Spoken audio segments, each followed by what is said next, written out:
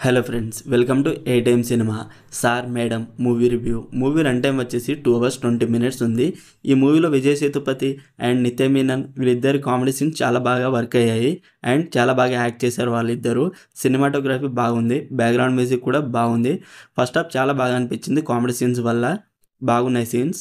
And second హాఫ్లో కొంచెం slow అనిపించింది, తర్వాత బాగుంది.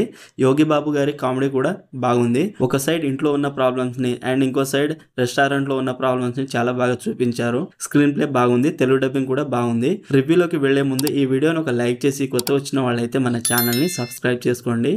1Kకి దగ్గరకున్నాం ప్లీజ్.